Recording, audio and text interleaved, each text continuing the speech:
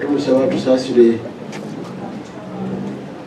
byetukoze nebyetukola ebitasaanira biyitibwa baana be, mwetondere ne kulwa taata waffe bw'aba nga alina ebyasoba ebibadde bikyamuliko, mwabiri mu maaso ge amwanirize tukire ensobi zaffe ffenna, naye tusaba Omukama atukuze tumwoleze ekitambiro kimusanyuse. Tusaba Omukama atuyambe obulamu bwa mukadde waffe ono Dr. Paulo Kawanga Ssemwogerere bwawaddeyo olw'okubeera eggwanga tuleme kuggwerera wano mu bigambo nga twogera, naye abantu basse mu nkola ate batwale mu maaso omulimu gwe gwabaddeko.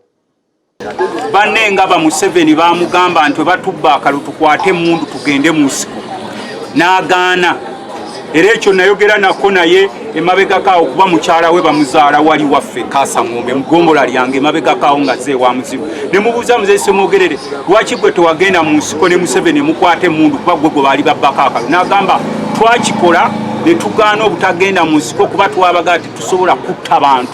So otunuulira omusajja eyateekinga decision okukolagana n'abantu beyalowooza nti bakyamu naye ng'agezaako okutaasa obulamu bw'Abannayuganda.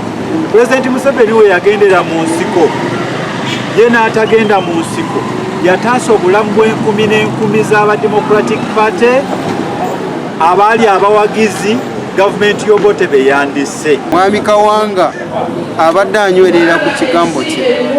Olwaleero abakulembeze abaliwo bano batimawo tebakyanywerera ku bigambo byabwe. Sookera ddala abadde musajja wa ddiini, munnaddiini, muntu mulamu nnyo oweggonjebwa. Bannanga bavubuka obadde otuuka wano ewaka n'asituka omuntu okuyimirira nga abadde atudde n'akubuuzaako akabonero kakussa mu kitiibwa. So ng'abantu abaana bato abajja mu byobukulembeze